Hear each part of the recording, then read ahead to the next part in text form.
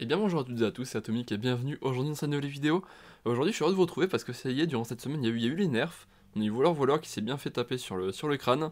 Donc ça fait du bien, ce deck il était un peu trop fort, mais du coup c'est l'occasion d'explorer une toute nouvelle méta. Et mon raisonnement ça a été qu'en gros voleur était un des decks qui prenait le mieux le board. Ça détruisait tous les decks qui prenaient le board et que donc du coup, maintenant qu'il est bien moins fort, voire inexistant, on verra dans les prochaines semaines, je me suis dit que c'était l'occasion de rejouer le prêtre ombre aggro.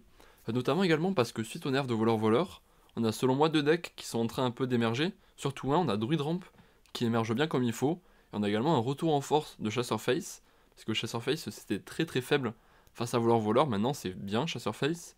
Donc je pense que ces deux decks on va pas mal voir, Chasseur Face, Druid Ramp.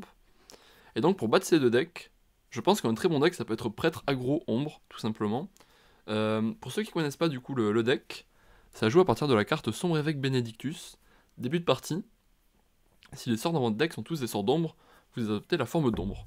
C'est ce qu'on a, on a que des sorts d'ombre dans le deck, on en a très peu et c'est que des sorts d'ombre.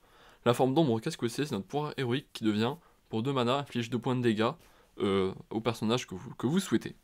Donc le deck c'est de l'agression, si on regarde la curve, on a 12 cartes à 1 mana, plus d'un tiers du deck, on a également 10 cartes à 2 de mana, donc c'est une curve qui est très basse, qui est extrêmement agressive.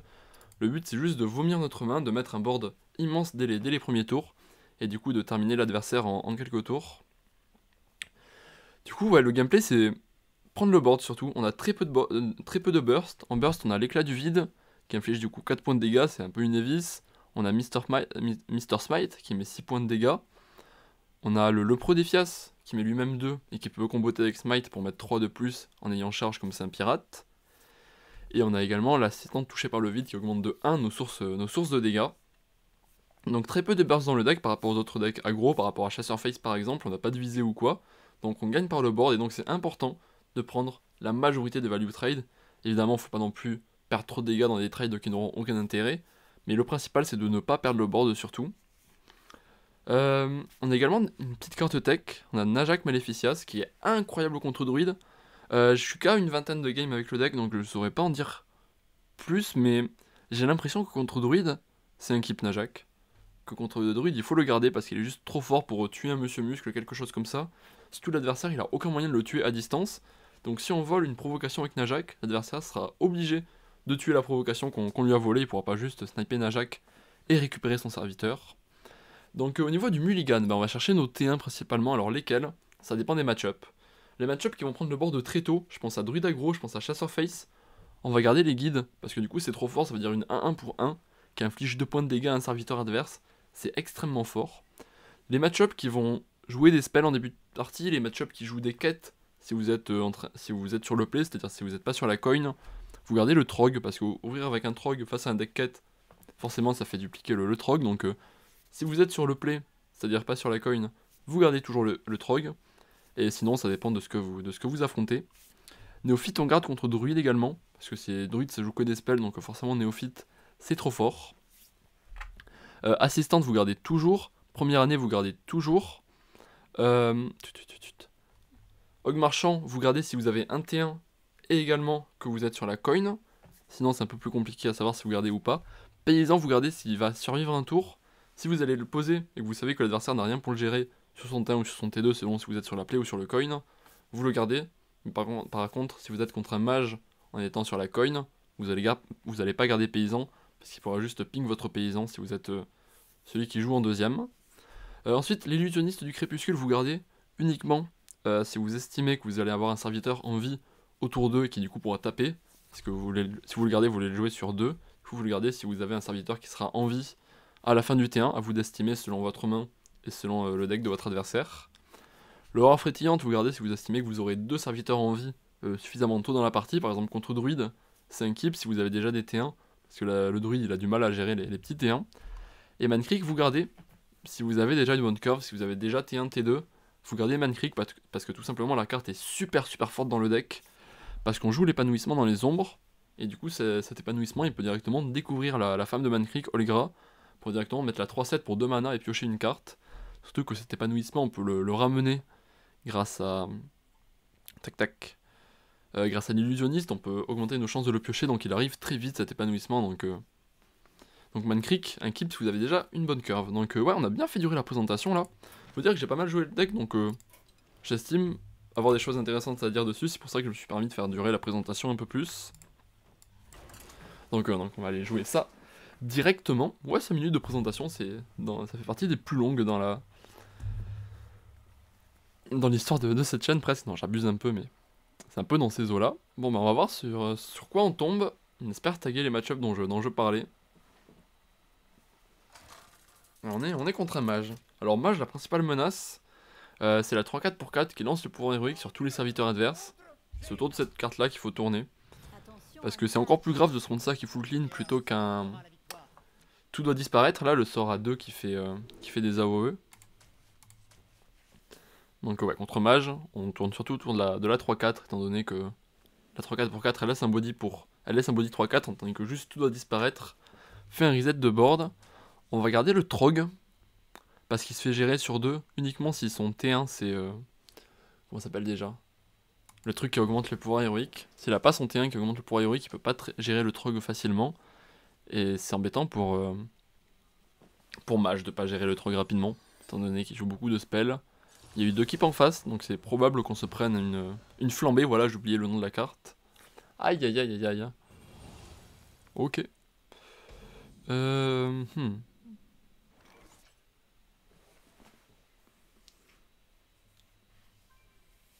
Après, bon, je pense qu'on n'a pas vraiment le choix. Je pas pièce le guide, ça n'a aucun intérêt pour l'instant. Notre main qui est pas bonne, là on a une des pires mains possibles. Bon, l'avantage de faire le Trog, pardon, je sais pas pourquoi j'appelle ça un Gnoll. L'avantage de faire le Trog, c'est que... Hop, peut-être on peut baisser la cam. L'avantage de faire le Trog, c'est que du coup ça lui bouffe son... Ça lui bouffe son tour 2, il peut rien faire de plus.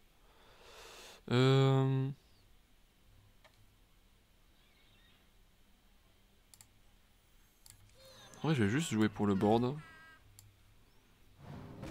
Tour 3, je pense que je vais faire ça plus ça. Comme ça, tour 5, je peux pièce Benedictus. J'ai conservé ma pièce dans cette optique-là. J'ai pas vraiment d'intérêt à piécer un guide ici. Ah, la sortie qui est pas ouf, là. Avoir double éclat comme ça en main de départ. J'ai dit que ce qu'on voulait avec le deck, c'était prendre le board. Et ici, c'est pas du tout ce qu'on fait avec cette main de départ. Là-dedans, on a juste un Trog pour l'instant. Donc on va pas le jouer de suite. Mais bon, malgré tout, mine de rien, on gratte un peu, on installe un peu de board. On se garde la main bien remplie tout de même. Ok, une panthère, très bien. Oh, ça c'est intéressant parce que on a des chances de pouvoir raise dead l'illusionniste, et donc de trouver l'épanouissement dans les ombres, et donc de trouver la femme de Mankrik Olgra relativement rapidement. On va quand même piécer Benedictus pour l'instant. Plus on le sort tôt, plus il a d'impact tôt, c'est logique. Donc on va quand même le mettre maintenant, mais on garde le plan de jeu femme de Mankrik en tête pour l'instant. Il va pas gérer notre 5-6, c'est excellent pour nous. Alors en face c'est une barrière le secret, mais on va quand même pouvoir du coup lui enlever 5 PV sur ce qu'il aurait fallu enlever au total. Allez, là, on va espérer choper l'illusionniste du crépuscule. On l'a pas eu, On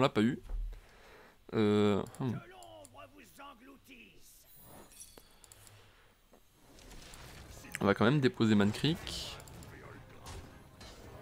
Je vais faire le guide pour tuer la panthère, on veut garder le board, on veut protéger notre 5-6. Et je vais poser un Trog. Bon là le board qui devient déjà costaud. 4 PV c'est hors de portée du tout doit disparaître. 6 c'est hors de portée de beaucoup de choses également. Ok, il va faire l'arcaniste. L'apprenti téméraire, pardon. Qui va nous déranger légèrement. Najak serait une bonne récupération. Parce qu'il n'a pas de meilleure cible. Ok, ça c'est pas mal non plus, honnêtement. On reste sur le plan de jeu protéger notre évêque. On cogne encore, hein, on re-rentre 7, mine de rien. Il est plus qu'à 20. On a 2 x 6 en main, on a 12 en main. Il manque encore un peu. Hein. Alors qu'en face, il arrive dans les tours forts. Ouais, je pense qu'on a quand même été trop long. C'est pas sûr que ça tue notre Benedictus. Ah, il survit. Oh la chance. Et on chope directement la femme de Mankrik, exceptionnel. Ok, on a de la réussite. La réussite qui change de camp, on dirait. Oh, 4, 5, 6, 7. Ça, c'est un excellent top deck également. Ok, on a de la réussite sur cette fin de partie. Ça se goupille bien pour nous. On a encore 6 dégâts en main au prochain tour. Là, son seul moyen de survivre, c'est de faire le magistère Obéprint. Le magister selon les puristes ou non. Aïe aïe aïe, le voilà. Ok, ça fait pas plaisir. Malgré tout, on a encore un peu de temps pour le tuer. Ça va remettre la barrière également.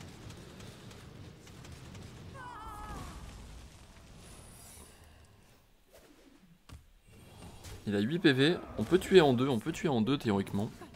Si on meurt pas au prochain tour. On a peu de chances de mourir au prochain tour grâce à la néophyte. Grâce à ce vol de vie également. On va mettre la néophyte. Et normalement on a setup létal et je vois pas ce qui pourrait nous empêcher d'avoir létal au prochain tour. Ah si, il y a des cartes qui donnent de l'armure. Aïe aïe aïe, là, allez, 1 point d'armure. Ah oh, c'est so unlucky. Oh non. Oh, c'est terrible. Hein. Ah, je pense qu'on va pouvoir capituler. Et là on peut le voir, hein, c'est pas joué à grand chose, 2 PV. 2 PV alors que vous avez vu l'early qu'on a eu, on a eu la pire main de départ possible. Donc on s'en va avec des regrets. Il y a eu l'apprenti on curve, mais bon. C'est un des pires match-up honnêtement, match ping depuis que je joue le deck. Donc bon, c'est pas bien grave, ok, on accepte de perdre cette partie. On va relancer.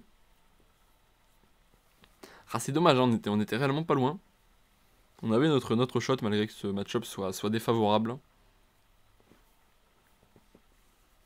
On va voir si on arrive à mieux s'en sortir dans cette prochaine game. Et on est contre un prêtre, c'est probablement un mirror. J'ai croisé que ça comme prêtre depuis le patch. Prêtre 4 c'était là pour contrer les voleurs, donc si prêtre il y a, mirror il risque d'y y avoir. On va garder le paysan, typiquement ce que je vous disais en début de vidéo sur le raisonnement du paysan. Ici Yakos il a exactement guide ou hog marchand, ça lui permet de gérer. Et ça lui fait pas un tour trop fort de genre juste faire hog marchand sur le paysan sur T1. Donc bon, on va voir si le paysan arrive à survivre. Ok. Bah c'est même pas une version... C'est même pas une version aggro, surprenant. Peut-être un voleur-voleur. Ou alors, ouais, non, juste un prêtre miracle, je pense. C'est peut-être plus ça quand même, la version majoritaire, prêtre miracle. Là, on va mettre l'assistante touchée par le vide qui va rentrer des gros dégâts à l'adversaire. Déjà plus 1 dégât d'entrée grâce à l'assistante. Là, son tour, c'est probablement passe une nouvelle fois, juste HP. Si jamais c'est bien un prêtre miracle, voilà. Le hero power qui part en face. Mankrik, c'est excellent comme top deck. Bien que ça ne rentre pas de dégâts directement, ça aurait été excellent d'avoir un sort d'ombre, on aurait pu curver ça et ça. Mais bon. On va se contenter de ce qu'on a.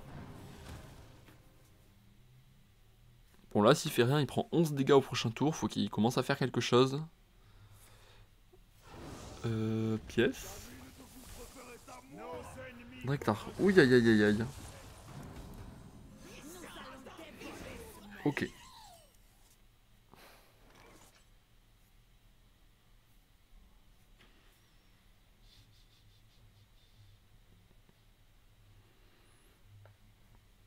En vrai, ce qui nous est menaçant, c'est juste les matisseuses. Je pense pas que c'était qu'elle toute seule, elle fasse la game. Hein.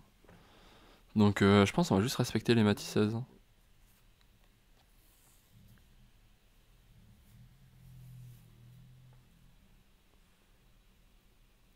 On a même pas besoin de jouer le guide pour l'instant, en plus, vu notre main. Parce que là, du coup, on aurait juste 3 mana à jouer. Donc ça rapporterait juste le body 1-1 de jouer le guide.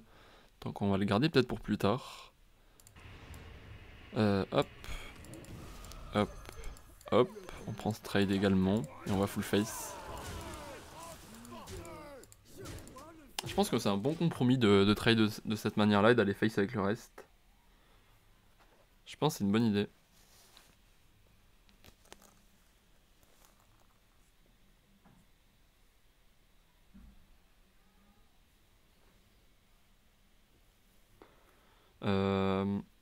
On a setup létal, bon il va prendre des trades donc on devrait pas l'avoir de suite, mais bon malgré tout il est bien menacé là déjà. Il est obligé de jouer en tant que panique, du coup il va devoir faire des plays qui seraient pas optimaux pour son... Qui seraient pas optimaux, optimaux je sais pas, qui seraient pas les meilleurs possibles pour son développement à lui, sur son plan de jeu. Être obligé de jouer en mode panique, donc c'est très bon pour nous. 7, oula, top deck à Man Creek. Après c'est mérité hein, vu les paysans. C'est mérité qu'on pioche des choses qui nous plaisent. Waouh, waouh, waouh, waouh, on a beaucoup de cartes. 7, 1, 2, 3, 1, 2, 3, 7, 8, 9.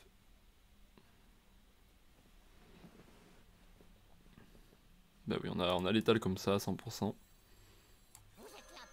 Hop. Et c'est gagné du coup face à ce prêtre miracle. Bon voilà, bon ça c'est un deck un peu plus greedy.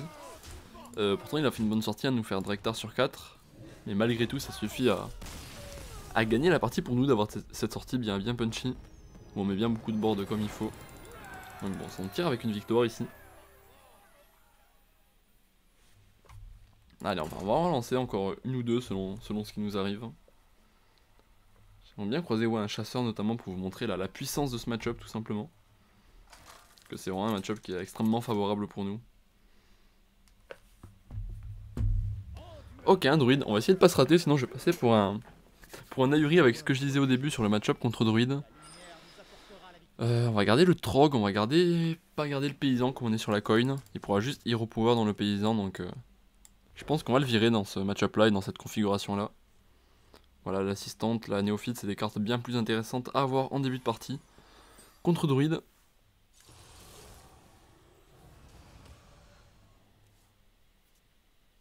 Allez, notre sortie qui est pas mauvaise, on n'a pas le droit de se rater ici. Ok, en plus il fait hero power T1. C'est bénéfique pour nous.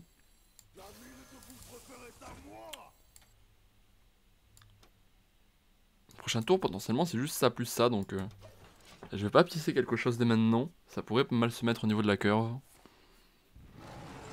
Ok, il va devoir poker là-dedans. Ça sous-entend que son tour 3 risque d'être un poke également.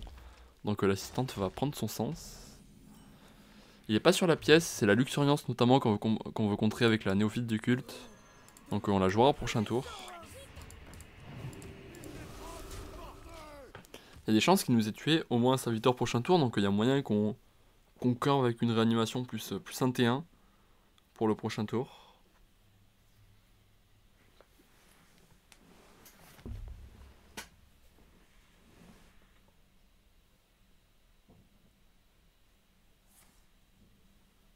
Tiens lunaire, ok, ça l'aurait un peu embêté si on avait fait néophyte là-dessus, mais bon. Ah, quelque chose de jouable déjà. En vrai, ça peut encore être un druide bête qui rate sa sortie. Il pourrait avoir la 3-1 rush qui tuerait notre 1-3. Ok, non, rien de plus. On va être extrêmement violent là-dessus par contre. Contre druide, ce qui est très intéressant à faire, c'est de booster la créature qui a 4 PV. Qui a 3 PV, pardon, parce que du coup 4 PV, ça tourne autour de l'éclipse lunaire, je crois, ouais. L'éclipse lunaire, elle inflige 3 et c'est le meilleur removal de druide en early game, donc faire passer ces créatures à 3 PV c'est extrêmement intéressant. Donc on va se la jouer comme ça. Et voilà, il capitule, il peut rien faire. Il peut rien faire ce druide face à cette sortie ultra agressive. La sortie qui a été parfaite, hein, j'avoue. J'avoue qu'on a eu la meilleure sortie possible contre druide. Mais bon, je vais pas m'en plaindre, hein, vous en doutez bien, je vais prendre avec plaisir. Et allez, on va en lancer une petite dernière, comme les games vont vite. C'est une des forces également du deck, hein, c'est-à-dire que si vous êtes pour passer légende ou quoi, c'est un très bon deck de volume. Que si vous avez juste 53% de win rate avec le deck, vous allez tout de même monter. Alors que si vous avez 53% de win rate avec guerrier contrôle, vaut mieux passer des nuits blanches si vous voulez monter de rang. Et on est contre un paladin, c'est pas évident je pense. Ça prend très bien le board si jamais il fait sa sortie early game. Il y a Samuro également dans le deck, donc ce sera à se méfier. On va tout virer, on n'a rien pour fonctionner avec Log Marchand pour l'instant, donc on va tout roll.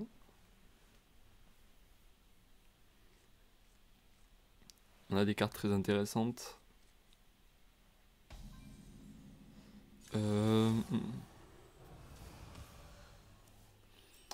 Je vais ouvrir avec le guide, tout simplement parce que s'il y a un body style... Ouais, non, il n'y a pas de demain. Le problème, c'est que j'ai vraiment pas envie de prendre des trades avec l'assistante. Putain, la corde qui arrive trop vite.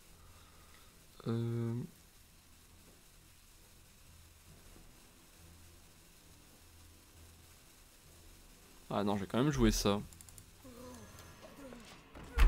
Quand même, si jamais il fait juste une 1-1 qui pioche, c'est quand même pas mal d'avoir cette 1-3 développée.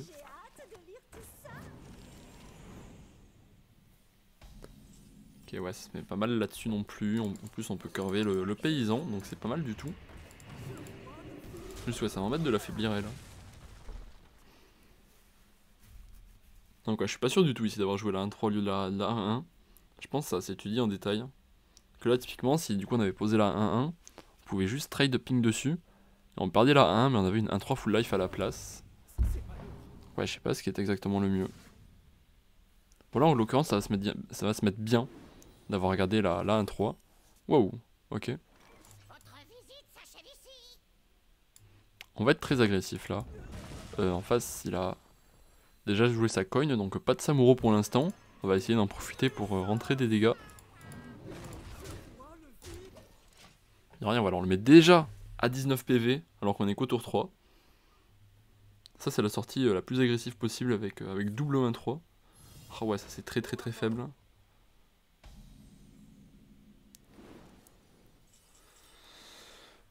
Ouh, c'est pas évident là le tour du tout.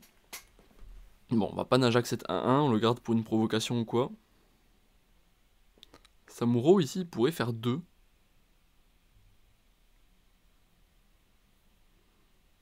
Donc on peut pas tourner autour. Que si à Samuro on est forcément foutu.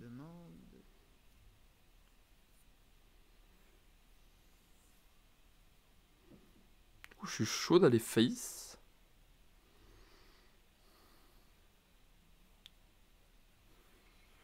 On a que le guide qui est mort pour l'instant, donc on n'aurait pas d'intérêt à faire une réanimation morbide pour l'instant. 7, 8, 9, 10, 11, 12, 13, 14, 15, 16, 17, 18... Ah mais on a l'étal là, attendez. Bon, ce qui est sûr c'est que tout ça, ça part face. Ah oui, on a tout simplement l'étal. Bah l'étal tour 4, voilà, tout simplement. L'étal tour 4 contre Paladin. Pas mal honnêtement, hein. Même chasseur dans ses heures de gloire, ça faisait pas forcément ça. Honnêtement sympa hein, comme sortie. Ah, est-ce qu'on en relance une dernière? Bon allez. Une petite dernière, toute dernière. Sinon ça fait vraiment une vidéo très courte. Les games qui vont très très vite, plus vite qu'avec Chasseur Face, hein, j'ai l'impression. On se régale bien comme il faut.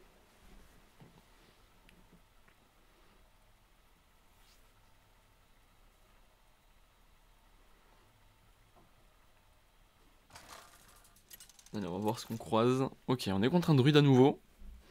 On va essayer de lui mettre la même correction qu'au druide de tout à l'heure. Bah là on vire tout. On vire tout, on veut pas Aug Marchand sur T1, on veut d'autres T1 plus intéressants. C'est un deck qui a rarement sa sortie, notre prêtre. Mais là ça y ressemble à une sortie ratée une nouvelle fois.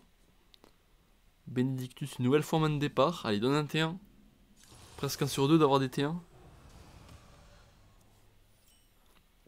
On va être obligé de le jouer, mais waouh, c'est trop, c'est trop, c'est trop. Ah, j'ai envie de calculer là, la probabilité de pas avoir de T1 là en main de départ. Bah sinon on a eu la T1 du coup, un T1 du coup c'est bête. Toc toc toc. Ok, c'est un druide aggro.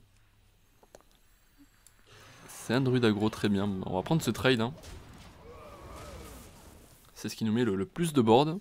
Ah, et là typiquement le fait qu'on ait 7-3-1 ça lui bloque une mule, bah il va quand même la jouer mais ça va être horrible pour lui. Hop, tac. Là il veut probablement je pense jouer le truc qui met des cartes camouflées là, les petites 2-2 camouflées, donc on va le contrer avec la néophyte. On tourne autour de son meilleur play possible. Tout en faisant un tour de notre côté qui est pas mauvais du tout. Ok, un peu inquiétant ça. Ok. Ok, c'est tout. Tranquille. Hop. Attendez, non. Si jamais on chope Race Dead, est-ce qu'on veut récupérer ça? Oui, on veut le récupérer, donc on va le sacrifier sans scrupule. Hop, allez, donne le Race Dead. parfait ça.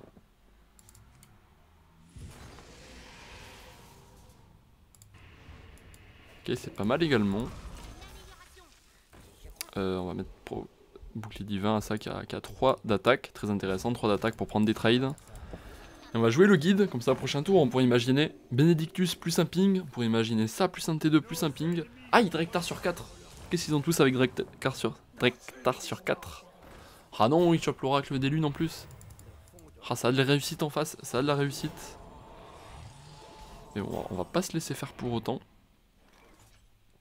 Waouh, on peut pas gérer l'oracle, ça c'est terrible. Hein. Ah, ah, c'est terrible, on était bien dans la partie, on avait bien joué, on avait tourné autour de ce qu'il faut. Mais ce Drektar qui va... Drektar sur 4 qui ramène l'oracle des lunes, c'est vraiment pas de chance.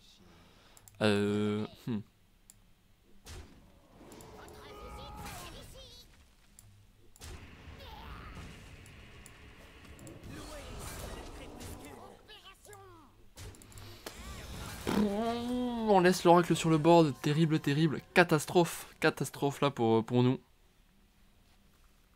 Ah, en même temps, il y a très très peu de decks hein, qui battent Drektar sur 4, surtout quand ils ramènent l'oracle des lunes comme ça.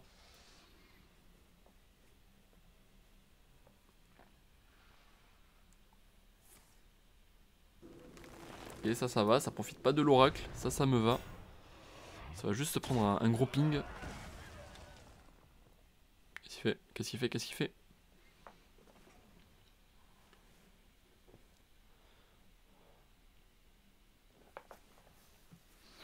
C'est fou qu'elle soit pas encore perdue hein, cette partie, parce que là c'est Drektar plus Oracle sur 4.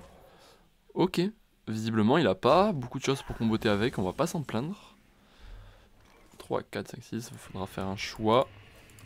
Hop. Et hop, ça c'est sûr. Ça c'est sûr. Et entre les deux on va prendre ça, parce qu'il n'y a pas de value trade dessus comme ça. Allez, faut pas que l'Oracle des Lunes fasse des saletés.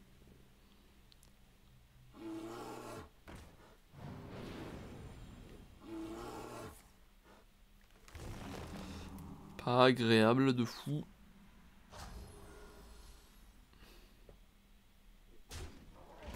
On va pouvoir tuer ça 5-3, mine de rien il va encore beaucoup piocher.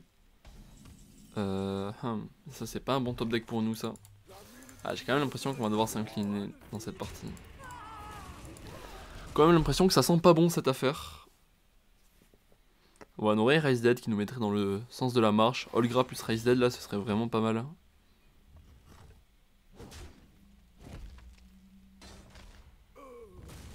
Ah, je suis extrêmement frustré, vous allez dire que je radote, mais waouh. On était pas mal dans la partie, ce Drektar là, sur 4 qui est horrible. Bof, ça c'est pas trop mal, mais bon, vu son board ça se met pas extrêmement bien, mais bon, on va pas faire les difficiles non plus. On a un truc d'un peu solide à jouer.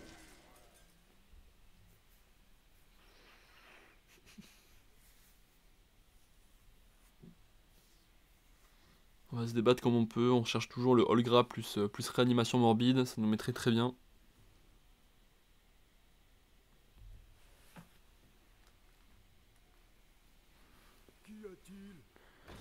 Ok, un paysan, on va le ping au prochain tour, c'est pas exceptionnel comme top deck, on est tous les deux au top deck, ouais, lui il reste encore les draws sur les écureuils là qui viennent du compostage. Ok, bon, c'est pas non plus incroyable ce qu'il fait, on a la possibilité de revenir toujours. On n'est pas encore hors de la game. C'est pas le pire.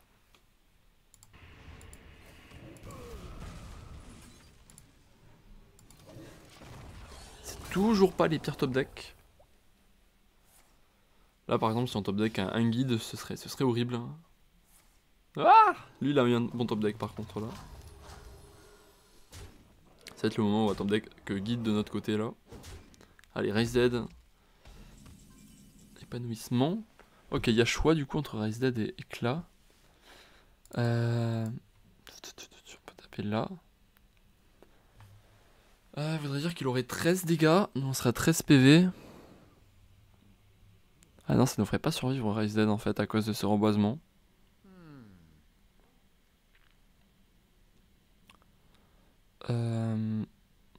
Faudrait qu'on fasse Rise Dead qui nous donne Illusionniste, qui nous donne éclat, parce que si on fait juste...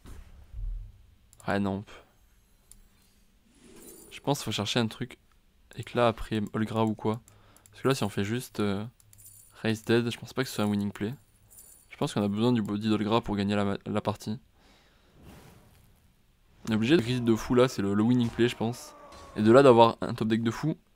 Ok, c'est pas mal. Ok, la ligne de play qui est récompensée. La ligne de play qui est récompensée ici. Le fait d'être parti sur le truc le plus aléatoire comme ça. Il a quand même des bonnes draws en face, faudrait Najak maintenant par exemple. Ok, il décide d'aller full face.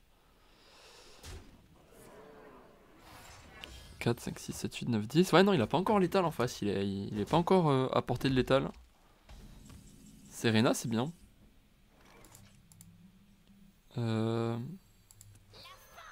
Bon, on va attaquer ce qui a le plus de stats.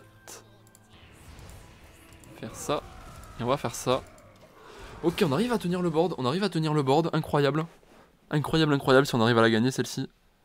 Ok, c'est pas un top deck incroyable en face. Oh, ok, j'y crois. On est reparti. Allez, donne Najak. Donne Raise Dead. Donne quelque chose de costaud là. Quelque chose qui nous fasse tenir.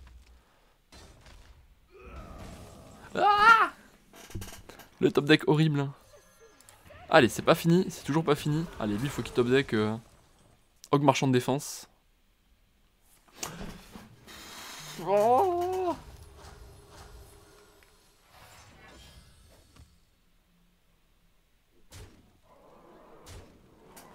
ah, je sais pas ce qu'il y a comme out là, mais il y en a pas beaucoup du coup. Ah, ça dégoûte. Ça dégoûte parce que le Drektar sur 4 il nous met tellement au fond, on arrive quand même à revenir. Et là il chope ses deux reboisements avec la main vide, donc ça dégoûte pas mal. Bref, on va s'arrêter là, vous aurez vu la puissance du deck. Alors qu'on n'est même pas tombé contre Surface. Comme j'ai dit, on a roulé sur les druides. C'était le projet de rouler sur les druides. Donc j'espère que ça vous a plu. Si c'est le cas, n'hésitez pas à vous abonner comme d'habitude pour les prochains decks, pour que vous puissiez retourner à la méta. Moi je vous dis à très vite. C'était Atomic, et d'ici là, portez-vous bien. Au revoir.